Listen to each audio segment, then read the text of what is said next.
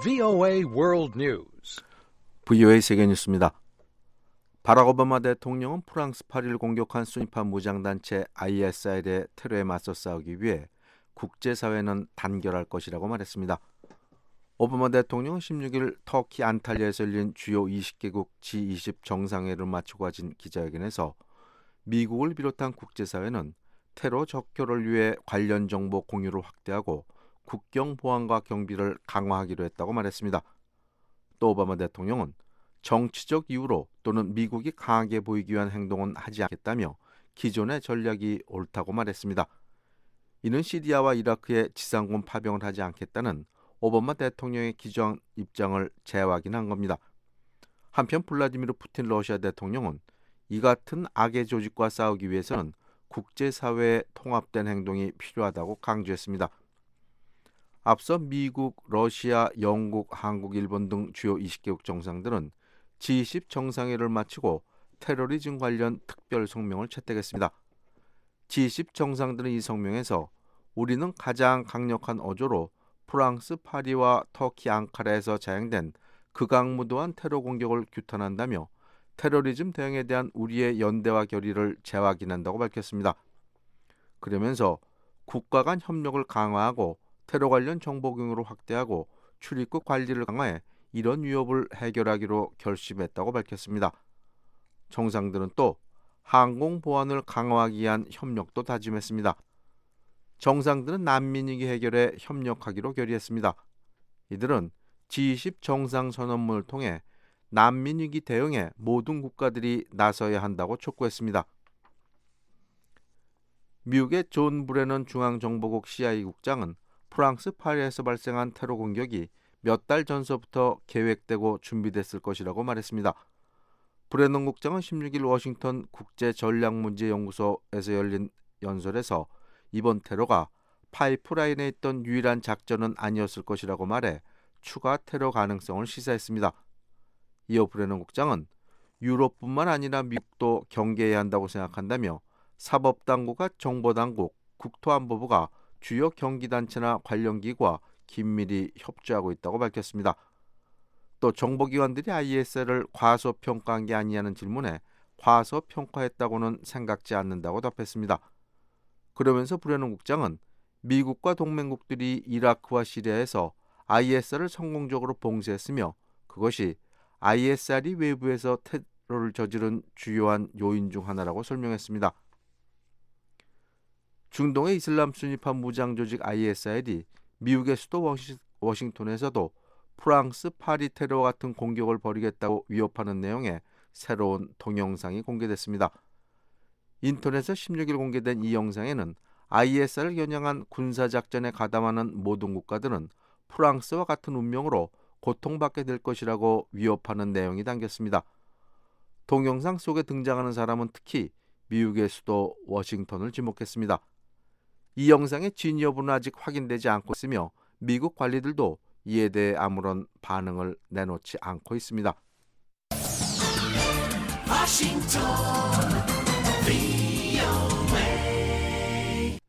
계속해서 세계 뉴스 전해드립니다. 미 해군이 남중국해에서 중국 해군과 합동 해상훈련을 벌일 예정입니다. 미 구축함 스테토모의 해리마시 사령관은 16일 중국 상하이항에 도착해 기자회견을 가졌습니다. 이 자리에서 마시 사령관은 종종 국가들 간 견해체가 있을 수 있지만 아직까지 양국 해군들은 바다에서 안전하게 작전을 벌이고 있다며 이같이 밝혔습니다. 스테토모는 지난달 또 다른 미 구축함 라세노가 항해의 자유를 내세우며 남중국해 중국의 인공섬 12해리 이내까지 접근해 양국 간 긴장이 고조된 이후 처음으로 중국에 입항한 미 군함입니다. 마이 사령관은 항해의 자유는 국제해역의 권리와 적법성을 강화하기 위해 미 해군이 전 세계 바다에서 일상적으로 벌이는 활동이라고 말했습니다. 스테토모의 중국 입항은 라세노의 근접 항해 이전에 계획돼 있던 것입니다. 이번 훈련에는 양국 해군은 인명구조 훈련과 해상에서 우발적으로 대처할 경우 행동 요령 등을 다룰 예정입니다. 아프리카 소말리아 수도 모가디슈의 한 난민 수용소에서 16일 총격 사건이 발생해 적어도 7명이 사망했습니다. 목격자들은 이번 총격이 이날 수용소의 난민들이 식권을 받기 위해 줄을 선 가운데 발생했다고 밝혔습니다. 지금까지 세계뉴스의 최원기였습니다.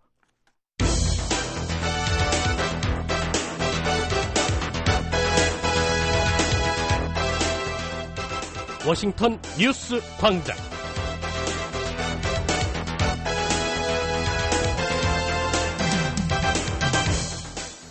여러분 안녕하십니까? 11월 17일 화요일 워싱턴 뉴스 광장 시작합니다. 전 이번 주 임시 진행을 맡은 김영권입니다. 먼저 이 시간 전해드릴 한반도 주요 소식입니다.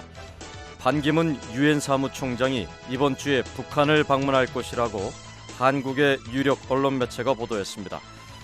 박근혜 한국 대통령이 북한의 핵 포기를 전제로 630억 달러에 달하는 동북아시아 인프라 투자에 한국 정부가 적극 나서겠다는 뜻을 밝혔습니다. 북한이 내년 노동당 대회를 통해 김정은을 당 총비서로 추대할 가능성이 높다고 전문가들이 내다봤습니다. 이번 아마 7차 당대회에서는 총비서로 등극할 가능성을 저는 높이 봅니다. 새로운 정책. 화요일인 오늘 북한은 가끔 구름 많겠습니다. 하지만 북부 내륙 지방엔 아침까지 비가 오는 곳이 있겠습니다. 함경남도 동해안은 새벽에 한때 또는 밤늦게 다시 비가 오는 곳이 있겠습니다. 오늘 아침 최저 기온은 영하 1도에서 영상 2도, 낮 최고 기온은 2도에서 18도로 어제와 비슷하겠습니다. 바다의 물결은 동해 먼바다에서 1에서 3m로 높게 일겠고 서해는 0.5에서 2.5m로 일겠습니다. 첫 소식입니다. 반기문 유엔 사무총장이 이번 주에 북한을 방문할 것이라고 한국의 언론 매체가 보도했습니다. 유엔 측은 이런 보도에 대해 확인도 부인도 하지 않고 있습니다. 서울에서 김한영 기자입니다. 한국의 연합뉴스는 반기문 유엔 사무총장이 이번 주 안에 평양을 전격 방문할 예정이라고 유엔 고위 소식통의 말을 인용해 16일 보도했습니다. 연합뉴스는 그러나 반 총장의 방북이 반 총장 쪽의 요청에 의한 것인지 아니면 북한 측의 초청에 따른 것인지는 확인되지 않았다고 전했습니다. 반 총장이 북한을 방문하면 한국인 유엔 사무총장으로선 처음이고 역대 유엔 사무총장 자격으로는 세 번째입니다. 무엇보다 반 총장의 방북이 성사되면 김정은 북한 국방위원회 제1위원장을 만날 가능성이 커 국제사회의 관심이 집중될 전망입니다. 하지만 유엔은 이런 보도 내용에 대해 지금 밝힐 내용이 없다며 신중한 반응을 보였습니다. 유엔은 16일 인터넷 홈페이지에 반 총장의 대변인 명의로 공지를 띄워 반 총장은 남북 간 대화를 강화하고 한반도 평화와 안정을 돕기 위해서라면 어떤 노력도 할 준비가 돼 있다는 점을 항상 말해왔다며 이같이 밝혔습니다. 한국 정부도 반 총장의 방북 여부에 대해 아직 확인된 게 없다고 말했습니다. 정준희 통일부 대변인입니다. 아직까지 우리 정부로서는 드릴 말씀은 없습니다. 또 다른 한국 정부 당국자는 이와 관련해 VOA와의 전화통화에서 유엔 측의 발표는 언론 보도 내용을 부인한 것은 아닌 것으로 해석된다며 상황 추이를 지켜보고 있다고 말했습니다. 한국의 일부 북한 전문가들은 반 총장이 여러 차례 방북 의사를 밝혀왔기 때문에 성사 여부는 북한에 달려있다며 물밑 협상 가능성을 제기했습니다. 서울대 통일평화연구원 장용석 박사는 8.25 남북합의와 류윈산 중국 공산당 중앙정치국 상무위원회 방북, 그리고 미국에 대한 평화협정 협상 제의 등 일련의 과정을 볼 때 북한이 대외관계의 안정적 관리에 중점을 두고 있는 것으로 보인다며 그런 차원에서 반 총장의 방북 카드를 활용할 수 있는 시점이라고 분석했습니다. 특히 핵과 인권 문제를 고리로 거세지고 있는 국제사회의 대북 압박을 완화해야 할 필요성이 커졌다고 지적했습니다. 전체적으로 북한이 하반기 들어서 대외관계를 관리하려는 시도 흐름, 그 연장선에서 유엔이라는 국제기구를 적극적으로 활용하고 있는 측면이 있지 않나 싶습니다. 한국국책연구기관인 통일연구원의 차두현 객원연구위원은 북한이 올 상반기만 해도 미국과의 직접 대화 가능성을 포기하지 않다가 미한 정상회담 등에서 미국의 북핵 원칙이 확고함을 확인하고 반 총장을 미국과의 대화를 위한 지렛대로 삼으려 할 수 있다고 분석했습니다. 차 연구위원은 특히 지난 5월 반 총장의 개선공단 방문이 막판에 틀어졌던 일을 지적하며 만일 반 총장 방북 협상이 다시 진행 중이라면 성사 가능성은 그때보다 더 높아졌다고 볼 수 있다고 예상했습니다. 반 총장은 지난 5월 서울을 방문하는 중에 북한 개성공단을 방문하기로 예정했다가 방문 직전 북한의 돌연한 거부로 성사되지 못했습니다. 서울에서 VOA 뉴스 김환용입니다. 박근혜 한국 대통령이 북한의 핵포기를 전제로 630억 달러에 달하는 동북아시아 인프라 투자에 한국 정부가 적극 나서겠다는 의지를 밝혔습니다. 터키에서 열린 세계 주요 20개 나라 정상회의에서 공개적으로 이런 의지를 밝혔는데요. 서울서 박병용 기자가 전합니다. 박근혜 한국 대통령은 현지 시간으로 지난 15일 터키 안탈리아에서 열린 주요 20개국 정상회의 G20 회의의 선도 발언에서 사회 간접 자본 투자 수요와 개발 잠재력이 큰 지역에 대한 국가 간 공동 투자 협력을 제안했습니다. 박 대통령은 이와 관련해 미국의 뉴 실크로드와 중국의 1대1로 러시아의 신동방 정책 등이 각각 추진하고 있는 유라시아 전략들이 상승 효과를 낼 수 있도록 연계 가능성을 모색할 필요가 있다고 제안했습니다. 박 대통령은 유라시아 지역의 교통과 물류, 에너지 연결망의 연계성을 확대하는 한국의 유라시아 이니셔티브 구상과 중국의 1대1로 전략이 공동 연구와 시범 사업을 추진하기로 한 것을 예로 들었습니다. 박 대통령은 특히 북한이 핵을 포기하고 개방과 협력의 길로 나온다면 국제사회와 힘을 모아 매년 630억 달러의 수요가 예상되는 동북아 지역의 인프라 투자를 적극 지원할 계획이라고 밝혔습니다. 이를 위해 박 대통령은 동북아 개발은행을 설립해 아시아개발은행 ADB와 아시아인프라투자은행 AIIB와 함께 협력하는 것도 좋은 방안이라며 국제사회의 관심과 지지를 당부했습니다. 박 대통령은 또 최근 세계 경제의 저성장과 일자리 부족 그리고 양극화에 따른 우려로 세계 경제가 어려움에 놓인 상황에서 지속적인 경제 성장과 구조 개혁으로 보다 많은 사람들이 성과를 나누는 포용적 성장이 필요하다고 강조했습니다. 따라서 양질의 일자리를 많이 만들고 이것이 소비 확대와 기업의 투자로 이어지고 다시 가계소득의 증대와 더 많은 일자리 창출로 이어지는 선순환 구조를 만드는 것이 중요하다고 말했습니다. 박 대통령은 이어 주요 20개국 정상회의 마지막 공식 회의인 업무 만찬에 참석해 지난 주말 일어난 프랑스 파리 테러와 지난달 10일 터키 앙카라 테러와 관련해 희생자들과 해당 국민들에게 깊은 애도를 표했습니다. 박 대통령은 이와 함께 한국 정부는 테러를 근절하기 위해 국제사회와 긴밀히 공조할 것이라고 밝혔습니다.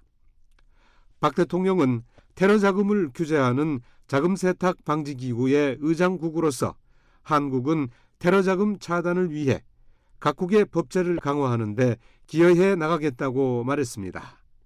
서울에서 VOA 뉴스 박병용입니다.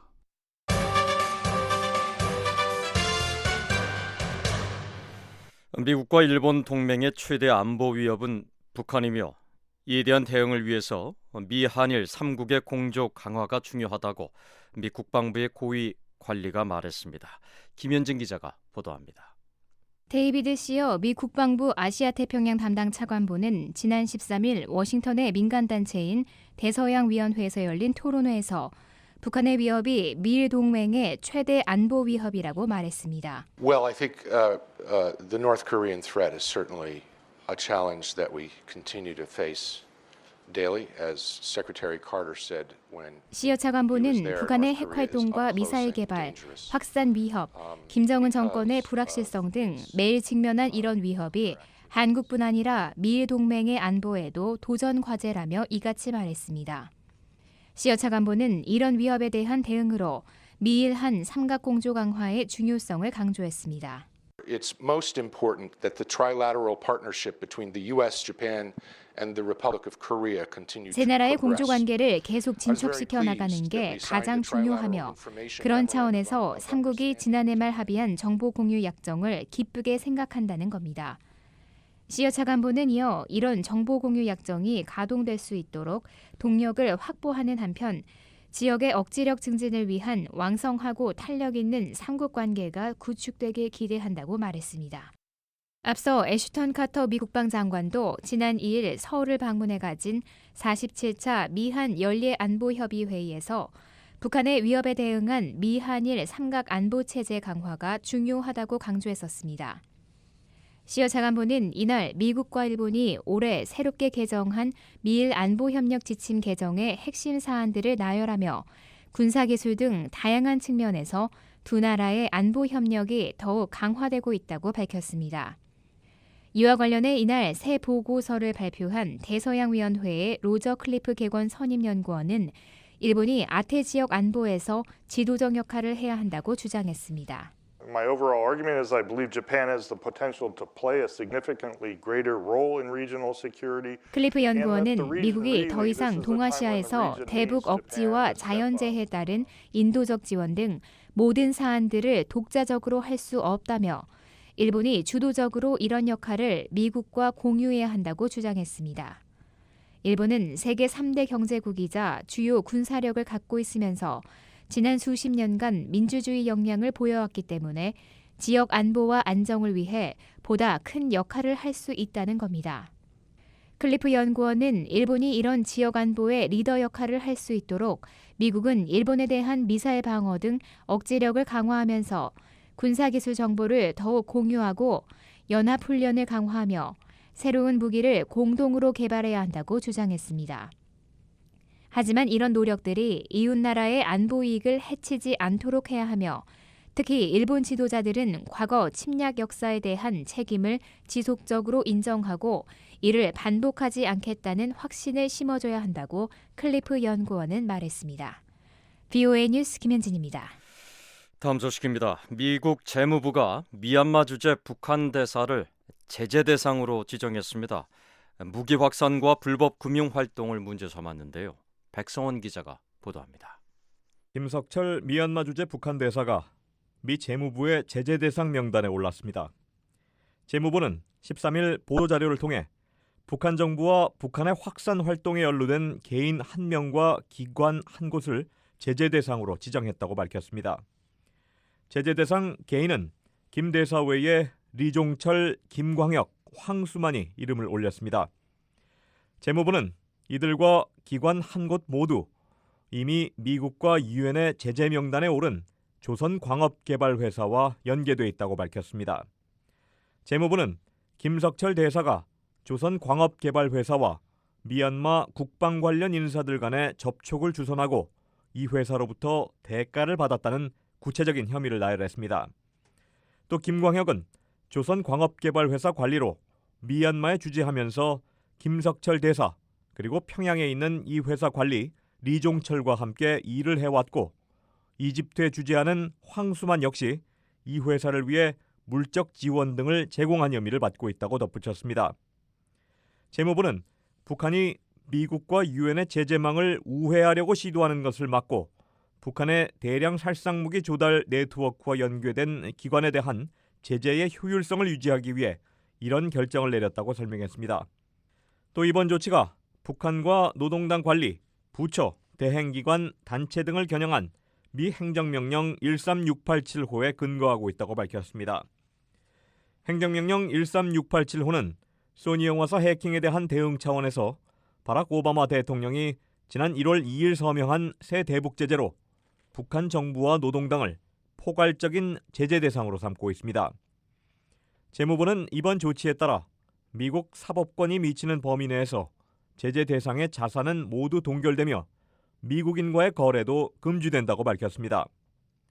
애덤 주빈 재무부 테러리즘 금융정보 차관 대행은 이날 북한이 탄도미사일과 대량 파괴무기 확산과 관련한 국제법과 의무를 지속적으로 위반하는 것은 미국은 물론 세계 평화와 안정을 심각하게 위협한다고 지적했습니다. 그러면서 이번 조치는 북한의 핵 역량 강화에 유입되는 자금을 차단하기 위한 미국의 지속적인 노력을 보여준다고 강조했습니다. VOA 뉴스 백성원입니다.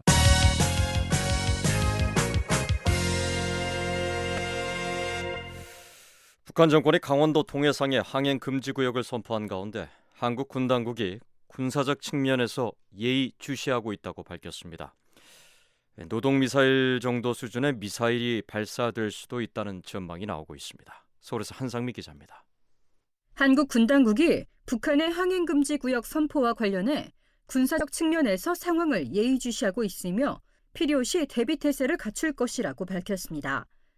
한국합동참모본부 전하규 공보실장입니다. 관련 상황에 대해서는 군사적인 측면에서 필요한 상황을 예의주시하고 있습니다. 그리고 만약에 필요하다면 거기에 대한 대비태세를 갖출 것입니다.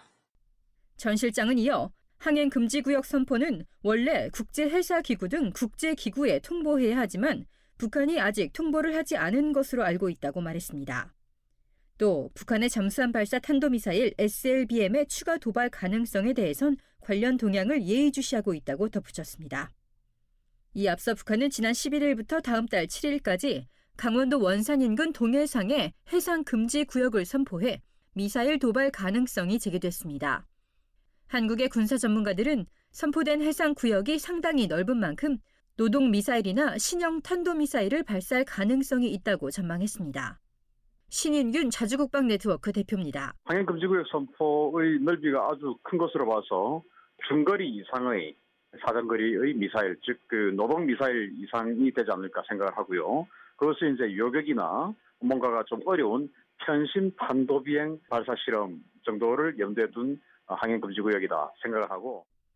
한국 정부의 한 소식통은 북한이 잠수함 발사 탄도미사일 SLBM을 추가 발사할 가능성도 있지만 함경남도 신포조선소 부두에 설치된 해상 발사대가 아직 완공되지 않은 것으로 보인다고 전했습니다. 북한은 신포조선소에 SLBM 발사용 수직 발사대를 세우고 그 위에 발사 지원용 상부 구조물을 세운 게 위성에 포착됐습니다.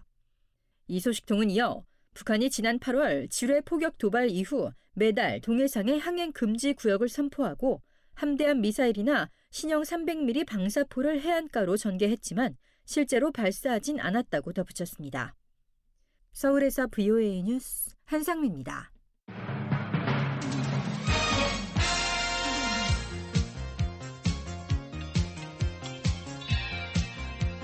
새 아침 새로운 뉴스로 여러분을 찾아갑니다. 워싱턴 뉴스 광장. 다양한 뉴스의 깊이 있는 분석까지 매일 아침 워싱턴 뉴스 광장이 함께합니다.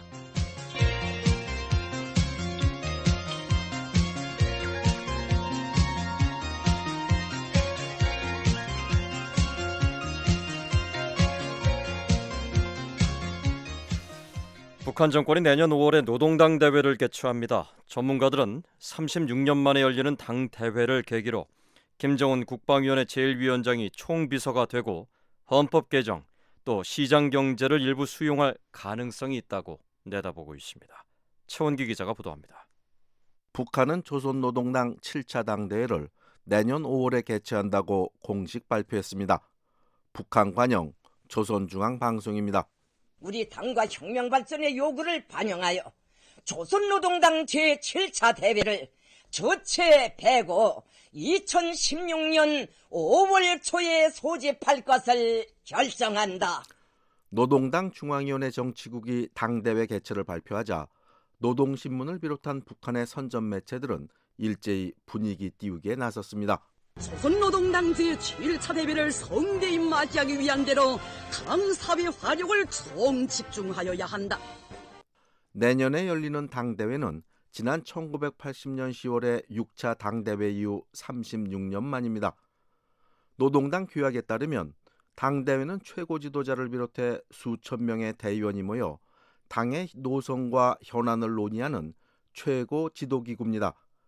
한국의 북한 전문가인 안찬일 세계 북한연구센터 소장의 말입니다. 북한이라는 게 아직은 그 당국가 지배 체제를 갖추고 당이 국가 위에 있기 때문에 그것도 36년 만에 당대회를 열기 때문에 결국 북한이 사회주의의 어떤 기존 사회주의 커브점을 찍고 새로운 길로 가느냐 아니면 그냥 또 하나의 명분 쌓기만 하느냐 하는 상당히 주목되는 문제라고 보여집니다. 북한은 1946년부터 지금까지 총 6번의 당대회를 통해 통치 이념과 노선 그리고 인사 문제를 정해왔습니다. 1946년에 열린 1차부터 4차 대회까지는 통상적인 당대회에 해당됩니다. 기록을 보면 이때는 당 규약을 개정하고 경제 분야를 비롯한 당 중앙위원회 사업을 총괄하는 데 초점이 맞춰졌습니다. 그러나 1970년에 열린 5차 당대회를 계기로 노동당의 성격은 크게 변합니다. 북한은 이때부터 새로운 지도 이념인 주체사상을 전면에 내세웠습니다. 이른바 8월 종파 사건으로 정적을 제거한 김일성 주석이 유일 영도 체계를 본격화한 겁니다. 한국의 강인덕 전 통일부 장관입니다. 주체 사상을 모든 생활화하라. 다시 말씀드리면 막스 레닌주의로부터 김일성주의로 바뀌는 그런 당대회가 제5차 당대회죠. 1980년에 열린 6차 당대회는 김정일 후계 구도를 다진 행사였습니다. 당시 김정일은 이 대회를 통해 서열 4위에 해당되는 상무위원과 비서국비서 그리고 중앙군사위원 등 고위 직책에 올랐습니다. 이미 1970년대부터 후계자 역할을 해온 김정일이지만 당대회를 통해 부자 세습을 공식화한 겁니다. 하지만 이를 마지막으로 노동당 대회는 36년이라는 긴 공백기에 들어갑니다. 강인덕 전 장관은 1990년대 소련의 붕괴와 김일성 주석의 사망 등으로 당대회를 개최할 수 없었을 것이라고 말합니다. 1980년대라는 게 가장 북한으로서는 위험한 시기죠. 어려운 시기죠. 79년에 등소평이가 개혁 개방으로 나가지 않습니까? 1985년에 고르바초프가 등장해서 페레스트로이카, 글라스노스치 개혁 개방으로 가고요. 1989년에 가면은 사회주의 체제가 붕괴되고 1990년에 가면은 동서독이 통일되지 않습니까? 김일성이 죽은 다음에 김정일이 등장하면서 여러분 잘 아는 권한의 행군이 시작되고 그러다 보니까 당대회를 개최할 수 있는 객관적인 정세가 전혀 환경이 조성되지 못한 거죠. 그리고 2010년 9월 북한은 44년 만에 당 대표자회를 소집했습니다. 당대회 대신 임시 전당대회격인 당 대표자회를 개최한 겁니다. 그리고 이 3차 당 대표자회를 통해 김정은이 처음으로 공식 석상에 등장합니다. 당중앙 군사위원회 위원장 김정일, 부위원장 김정은. 북한은 김정일 국방위원장 사망 이듬해인 2012년 4월에 4차 당 대표자회를 엽니다. 그리고 김정은은 이 대회를 통해 제1비서, 정치국위원, 당중앙군사위원회 위원장 등의 지위를 얻어 북한의 최고 지도자로 등극합니다. 이 당과 우리의 최고 영도자 김정은 동측에서 대표자회에 참석하시었습니다. 이른바 성군 정치를 내세웠던 김정일 국방위원장과 달리 김정은 제1위원장은 당을 활용해 자신의 통치 기반을 굳혔습니다.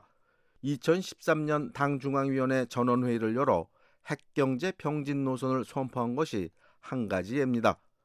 또 김정일 시대에 유명무실했던 정치국 회의를 부활시켜 주요 정책 결정을 내렸습니다. 장성택 처형도 당 정치국 확대 회의를 통해 결정했습니다. 전문가들은 김정은 제1위원장이 내년 당대회를 계기로 할아버지와 아버지의 유은 통치에서 벗어나 자신의 시대를 열 것으로 전망하고 있습니다. 한국의 양무진 북한대학원 대학교 교수의 말입니다. 지난 4년 동안은 어느 정도 국내 정치, 경제, 군사 한마디로 김정은 체제 안정화된다는 토대 속에서 자신감을 얻어가지고 이번 그 당대회를 개최함을 해가지고 새로운 정책 노선, 조직 인선 이걸 통해 가지고 명실상부한 김정은 정권을 선포하겠다 그런 전략적 의도가 담겨 있는 것으로 보여집니다. 구체적으로 현재 노동당 제1비서에 머물러 있는 김정은이 당대회를 통해 총비서가 될 가능성이 있다고 안찬일 소장은 전망했습니다. 김정일은 이제 97년도에 아버지가 죽은 지 3년상을 치르고 나서 이제 바로 총비서가 됐는데 지금 김정은은 그 총비서가 못 되고 제1비서로 대행하고 있는데 사실 이것은 어떻게 보면 좀 말하자면 격이 떨어지고 무게감이 훨씬 줄어드는 명칭이기 때문에 이번 아마 7차 당대회에서는 총비서로 등극할 가능성을 저는 높이 봅니다.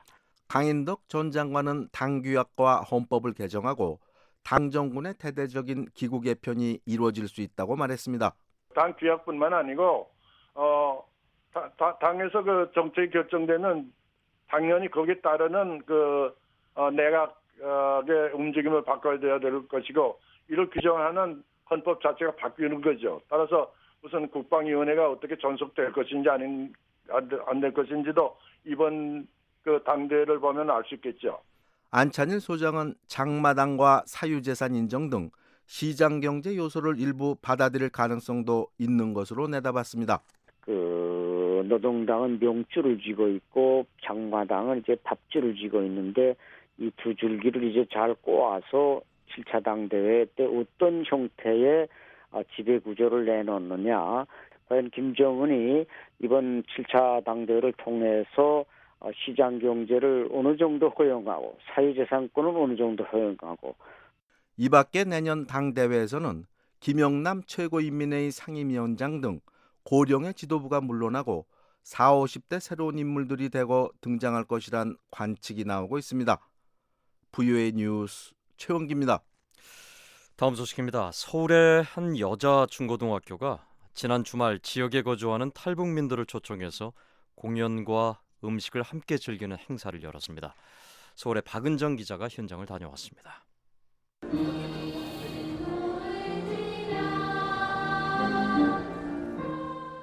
아름다운 여고생들의 노랫소리에 사람들의 시선이 모이는데요. 이곳은 서울 잠실여자고등학교 체육관입니다. 잠실여고와 일신여자상업고등학교, 일신여자중학교 등 3개 학교가 함께 송파구에 거주하는 탈북민들을 초청해 공연도 열고 맛있는 음식도 나눈 행사인데요. 어울림 한마당이라는 이름의 이 행사는 올해로 벌써 3번째입니다. 이번 행사에 대한 자세한 얘기는 일신여자상업고등학교의 백강규 교감 선생님에게 들어봤습니다. 탈북자 가족과 함께하는 어울림 행사 마당이에요. 탈북 가족이 학생들 부모님 해가지고 한 170여 분 이상 오신 것 같아요 오늘. 근데 저희가 지금 처음이 아니라 저희 저희가 학교법인 서울하고 관내 일신여중, 일신여상, 잠실여고 3개 학교가 있는데 3개 학교 학생과 탈북한 학생들. 그래서 저희가 그 가족까지 같이 미래의 통일 한국을 만들기 위해서 학생들부터 지금부터 함께 어울림의 어떤 미를 발휘해야 될 것 같아서 지금 3회차 이렇게 진행하고 있습니다. 일부 행사는 다 어울림 마당으로 탈북 청소년과 3개 학교 학생들의 결연, 그리고 학교 동아리 학생들의 환영 공연으로 진행됐습니다. 사물놀이와 합창 등 다양한 공연이 시선을 끌었는데요. 함께하는 학생들은 이번 행사를 통해서 자연스럽게 탈북민과 공감할 수 있었다고 합니다. 잠실여자고등학교 1학년 김난영입니다.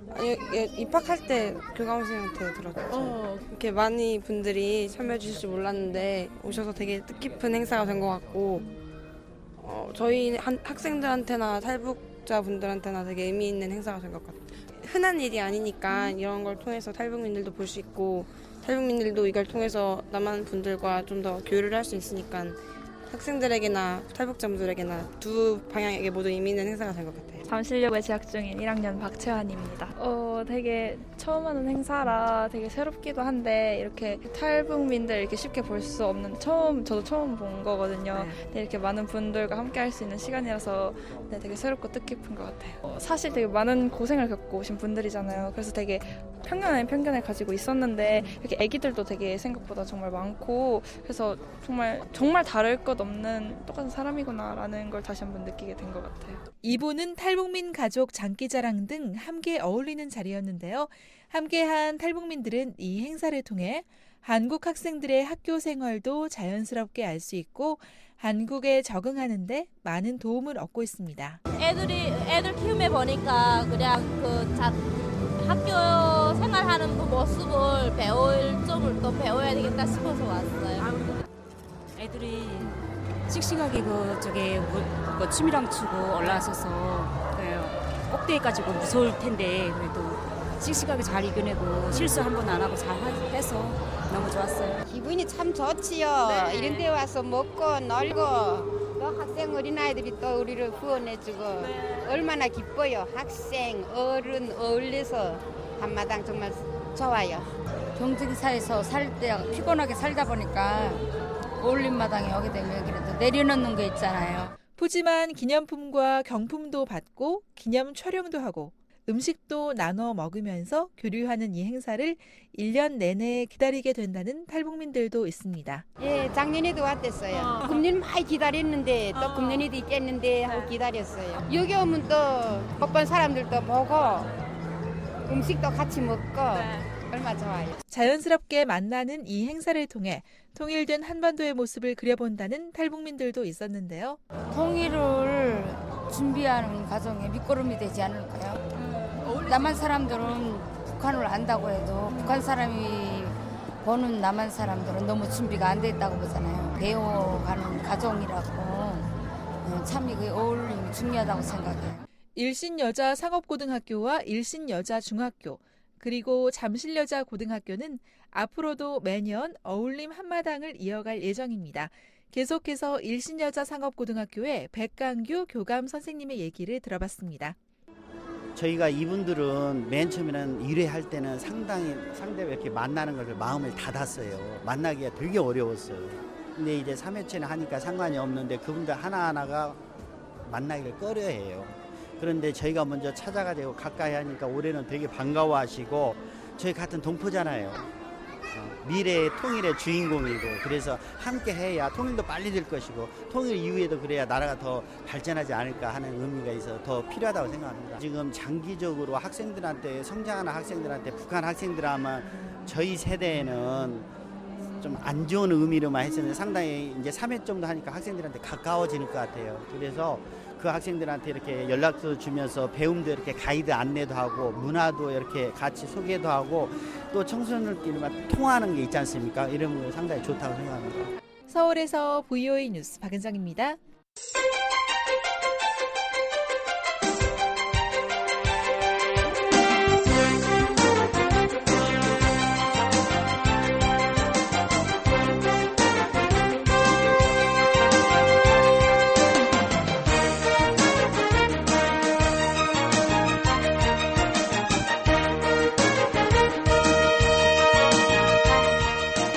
세계 주요 소식을 전해드리는 지구촌 오늘입니다. 오늘은 백성원 기자와 함께하겠습니다. 안녕하십니까?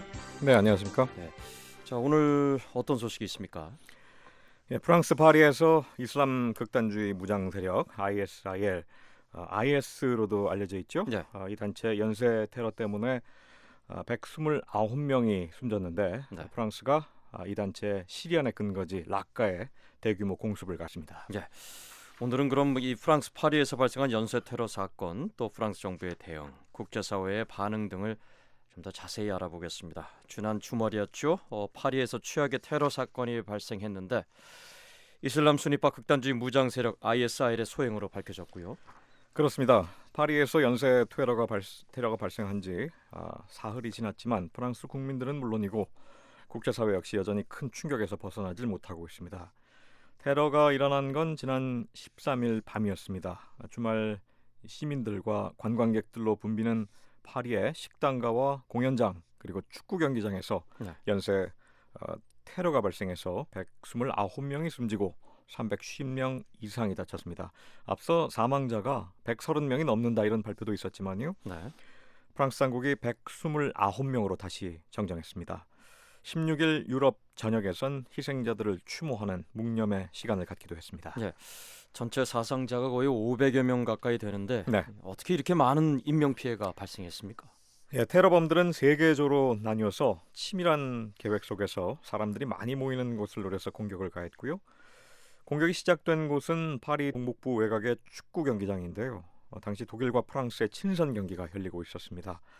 또 프랑스와 올랑드 프랑스 대통령이 이 자리에 있었습니다. 경기를 관람 중이었죠. 테러범 3명이 자살폭탄 조끼를 입고 경기장에 들어가려다가 저지당하자 자폭했는데요. 여기서는 테러범들 외에 사망자가 행인 1명뿐이었습니다. 예. 하지만 거의 같은 시간 다른 테러조가 파리 도심의 여러 식당을 돌면서 무차별 총격을 가했고 또 무고한 민간인 20여 명이 이 과정에서 숨졌습니다. 가장 많은 사망자는 파리의 명물인 바탕클랑 극장에서 나왔는데 테러범들이 공연장에 입장한 관람객들을 인질로 잡고 있다가 총격을 가했고 99명이 숨지는 최악의 테러 참사가 벌어진 겁니다. 예, 그 배경이 궁금한데 당시 테러범들이 이 프랑스의 시리아 공습에 대한 보복으로 공격을 했다는 주장을 했다고요? 예, 그런 주장입니다. 테러범들은 AK-47 소총 등으로 무장을 하고 있었고 별다른 저지 없이 공연장에 입장했습니다. 당시 1,500석의 객석이 꽉 차 있었다고 합니다.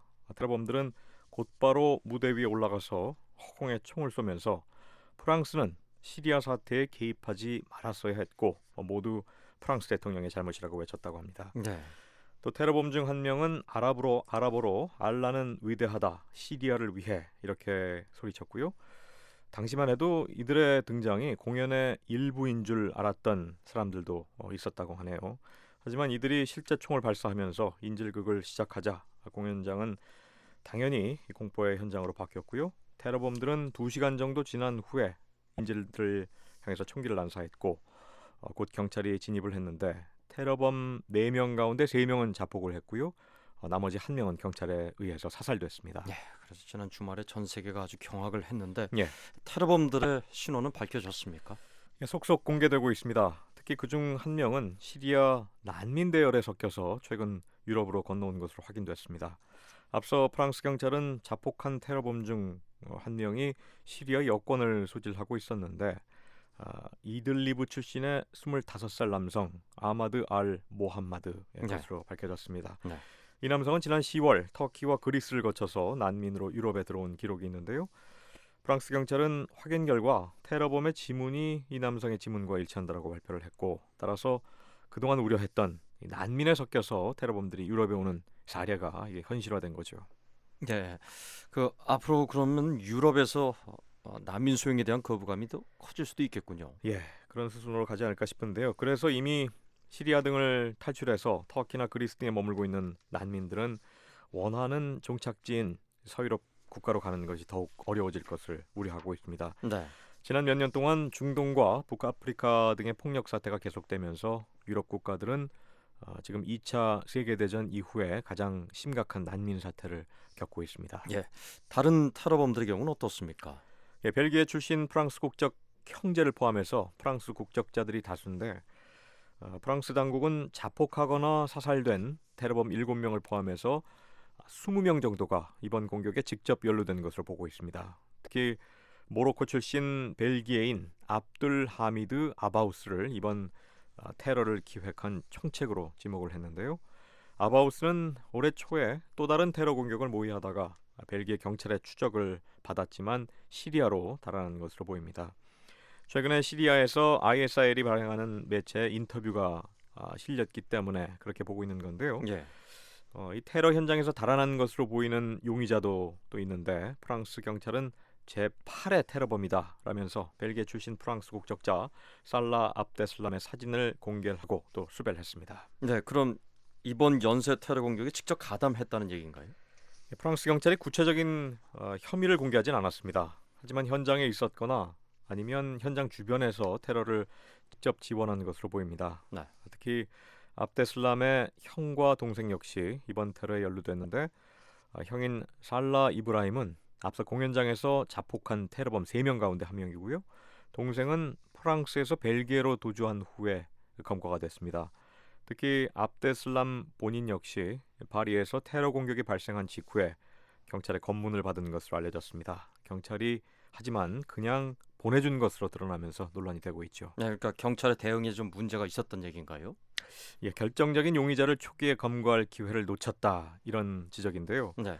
또 테러범 중에는 프랑스 국적인 28살의 사미 아키무르 역시 있었는데 이 남성은 지난 2012년부터 테러 위험과 관련해서 프랑스 치안 당국의 감시를 받았지만 감시망에서 사라진 뒤에 국제적으로 체포 영장이 발부된 상태였습니다. 따라서 이 당국의 테러 방지 노력에 구멍이 있었던 게 아니냐 이런 지적 역시 함께 나오고 있습니다. 여기에 이라크 정부가 이번 테러 하루 전날 서방 국가들의 테러 발생 가능성에 대해서 긴급한 경고를 했던 것으로 알려졌는데요. 따라서 프랑스 정부의 테러 대응에 대한 더 큰 논란이 일 수도 있습니다. 네. 자, 그런데 프랑스 파리 도심에서 테러 공격이 발생한 게 올해가 이번이 처음이 아니지 않습니까? 예. 지난 1월이었죠. 이 언론사가 이슬람 극단주의자들의 공격을 받았었죠. 그렇습니다. 샤를리 앱도라는 주간지 본사가 공격을 받았었는데요. 예. 당시에는 12명이 숨지고 또 10명이 다쳤고 이 ISIL과는 다른 알카에다 예멘 지부가 테러를 자행했다 이렇게 주장을 했었습니다. 네. 샤를리 앱도는 과거 이슬람교 창시자인 무함마드를 풍자하는 만평을 실었다가 그동안 여러 차례 협박을 받아왔었는데요. 프랑스 경찰은 이후에 군 병력을 투입하고 또 이 테러에 대비해서 파리의 치안을 강화를 했는데 10개월 만에 이렇게 최악의 테러 공격이 다시 발생한 겁니다. 예, 프랑스가 서방 세계라고 합니다만은 사실 수백만 명의 무슬림, 그러니까 이슬람 신자들이 있는 것으로 알려져 있는데 예. 이번 테러 사건의 용의자로 벨기에 출신 프랑스 국적자 또 벨기에 국적자 등이 앞서 전해드린 대로 이렇게 지목이 됐는데 두 나라에서는 대규모 수색과 금고 작전이 펼쳐졌다고요. 맞습니다. 프랑스 경찰은 15일 밤과 16일 170건의 수색과 검거 작전을 진행했다고 밝혔습니다. 이 과정을 통해서 20명 넘게 구속했고 또 100명 넘는 사람은 가택 연금 상태라고 밝혔습니다.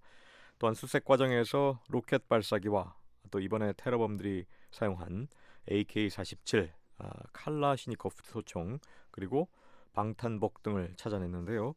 프랑스 경찰은 이게 다 전쟁 무기다 이렇게 지적을 했습니다. 또 벨기에에서도 여러 명이 검거됐는데 하지만 앞서 말씀드린 주요 테러 용의자는 도주 중입니다.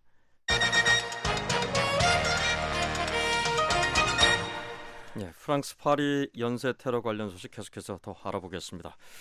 이번 테러의 배후로 이슬람 극단주의 무장 세력 ISIL이 지목됐는데 프랑스군이 시리아에 ISIL 근거지 대규모 공습을 가했군요.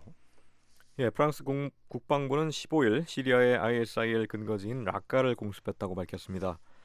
앞서 올랑드 프랑스 대통령은 이번 연쇄 테러를 전쟁 행위로 규정을 하고 배후로 ISIL을 지목했는데 강력한 대응 의지를 천명한 후에 하루 만에 이렇게 공습을 실시한 겁니다.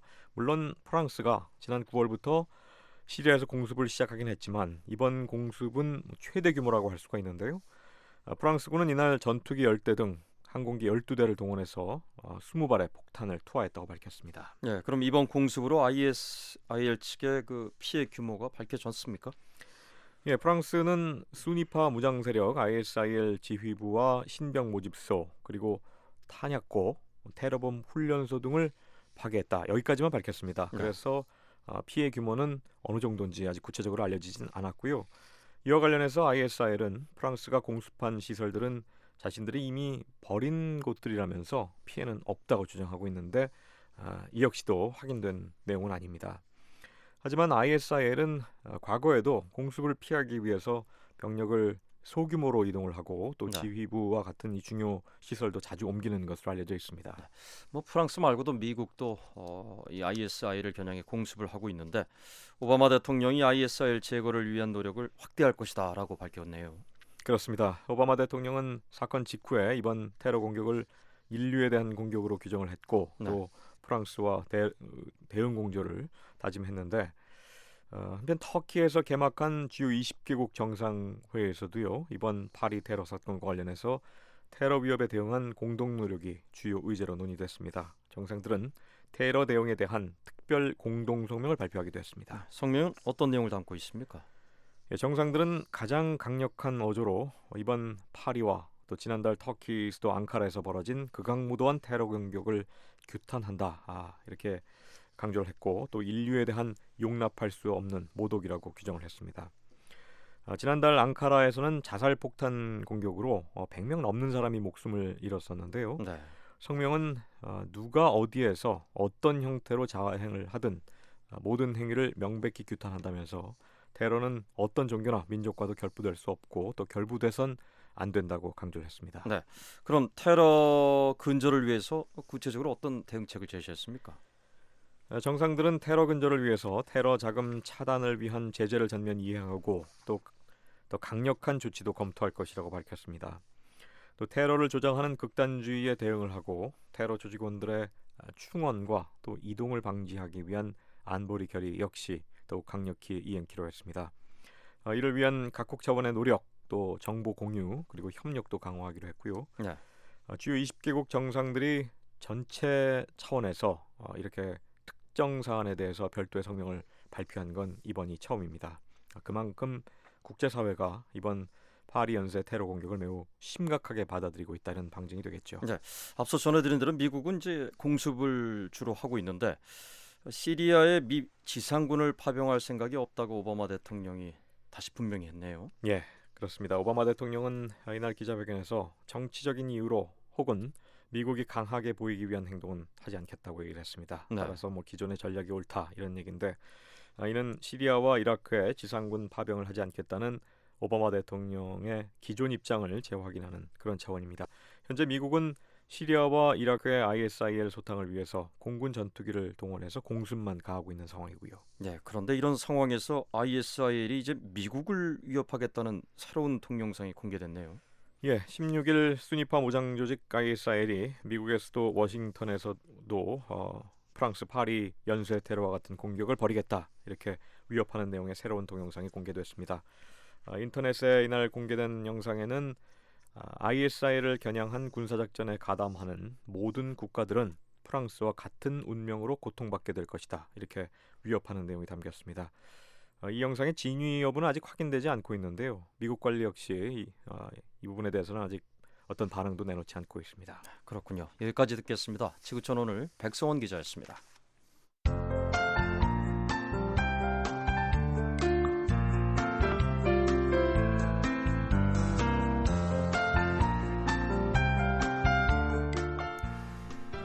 끝으로 오늘 북한 날씨 알아보겠습니다. 오늘 북한은 가끔 구름 많겠습니다. 하지만 북부 내륙엔 아침까지 비가 오는 곳이 있겠습니다.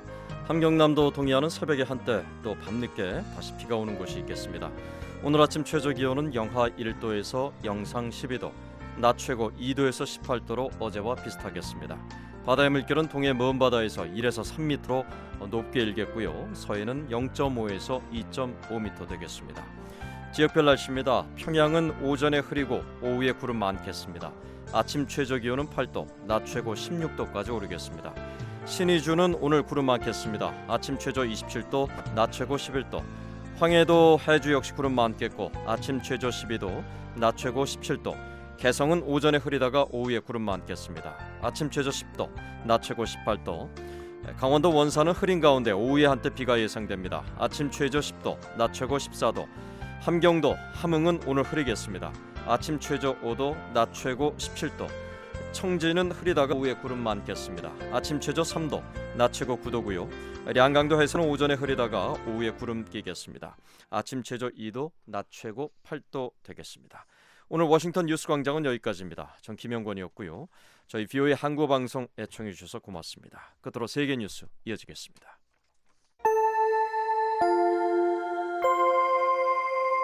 VOA World News. VOA 세계 뉴스입니다. 프랑스의 프랑스와 올랑드 대통령은 16일 파리 연쇄 테러 관련해 프랑스는 전쟁 중이라며 시리아에 대한 공격을 한층 강화하겠다고 밝혔습니다. 올랑드 대통령은 이날 프랑스 베르사유 궁에서 열린 상하원 합동회의 연설에서 프랑스는 파리 테러가 결정되고 계획된 시리아에 대한 공격을 더욱 강화하겠다고 말했습니다. 그러면서 올랑드 대통령은 파리 테러 문제를 협의하기 위해 유엔 안전보장이사회 소집도 요구했습니다. 또 올랑드 대통령은 바락 오바마 미국 대통령과 블라디미르 푸틴 러시아 대통령을 만나 순위파 무장 세력 ISIL 소탕 방안을 논의하겠다고 말했습니다. 올랑드 대통령은 또 경찰을 5,000명 증원하고 세관과 국경 단속 업무에 1,000명을 추가로 배치하기로 했습니다. 올랑드 대통령이 베르사유에서 상하원 합동연설하기는 2012년 취임 이후 처음입니다. 바락 오바마 대통령은 프랑스 파리를 공격한 순위파 무장단체 ISIL의 테러에 맞서 싸우기 위해 국제사회는 단결할 것이라고 말했습니다. 오바마 대통령은 16일 터키 안탈리아에서 열린 주요 20개국 G20 정상회를 마치고 가진 기자회견에서 미국을 비롯한 국제사회는 테러 척결을 위해 정보를 공유하고 국경 보안과 경비를 강화하기로 했다고 말했습니다. 또 오바마 대통령은 정치적 이유로 또는 미국이 강하게 보이기 위한 행동은 하지 않겠다며 기존의 전략이 옳다고 말했습니다. 이는 시리아와 이라크에 지상군 파병을 하지 않겠다는 오바마 대통령의 기존 입장을 재확인한 겁니다. 한편 블라디미르 푸틴 러시아 대통령은 이 같은 악의 조직과 싸우기 위해서는 국제사회의 통합된 행동이 필요하다고 강조했습니다. 앞서 미국, 러시아, 영국, 한국, 일본 등 주요 20개국 정상들은 G20 정상회의를 마치고 테러리즘 관련 특별 성명을 채택했습니다. G20 정상들은 이 성명에서 우리는 가장 강력한 어조로 프랑스 파리와 터키 앙카라에서 자행된 극악무도한 테러 공격을 규탄한다며 테러리즘 대응에 대한 우리의 연대와 결의를 재확인한다고 밝혔습니다. 그러면서 국가 간 협력을 강화하고 테러 관련 정보 공유를 확대하고 출입국 관리를 강화해 문제를 해결하기로 결심했다고 밝혔습니다. 정상들은 또 난민 위기 해결에 협력하기로 결의했습니다. 이들은 G20 정상선언문을 통해 난민 위기 대응에 모든 국가들이 나서야 한다고 촉구했습니다. 미국의 존 브레넌 중앙정보국 CIA 국장은 프랑스 파리에서 발생한 테러 공격이 몇 달 전서부터 계획되고 준비됐을 것이라고 말했습니다. 브레넌 국장은 16일 워싱턴 국제전략문제연구소에 열린 세미나에서 행한 연설에서 이번 테러가 파이프라인에 있던 유일한 작전은 아니었을 것이라고 말해 추가 테러 가능성을 시사했습니다. 이어 브레넌 국장은 유럽뿐만 아니라 미국도 경계해야 한다고 생각한다며 사법당국과 정보당국, 국토안보부가 주요 경기단체와 관련 기구와 긴밀히 협조하고 있다고 말했습니다. 또 정보기관들이 ISR을 과소평가한 게 아니냐는 질문에 과소평가했다고는 생각지 않는다고 답했습니다. 그러면서 브레넌 국장은 미국과 동맹국들이 이라크와 시리아에서 IS를 성공적으로 봉쇄했으며 그것이 ISR이 외부에서 테러를 저지른 주요한 요인 중 하나라고 설명했습니다.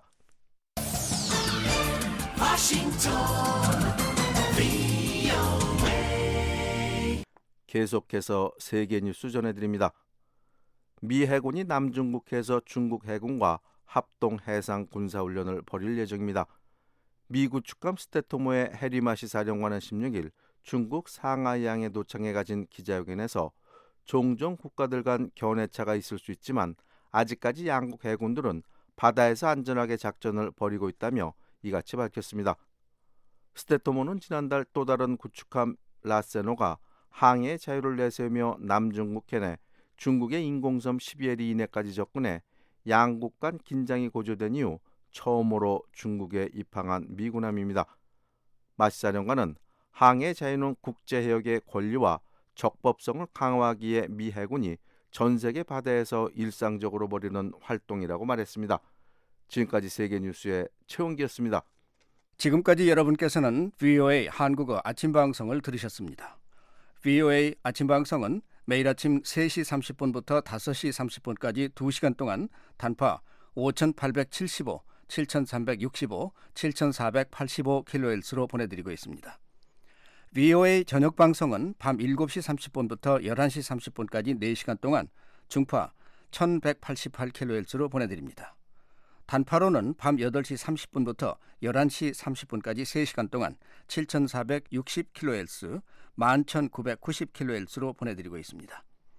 또 밤 8시 30분부터 9시 30분까지 1시간 동안은 단파 9490kHz, 밤 9시 30분부터 11시 30분까지 2시간 동안은 단파 11935kHz로도 들으실 수 있습니다. VOA 방송은 인터넷으로도 청취하실 수 있습니다. 인터넷 웹사이트 주소는 www.voakorea.com입니다. 함께해 주신 여러분께 감사드립니다. 그럼 다음 방송 시간까지 안녕히 계십시오.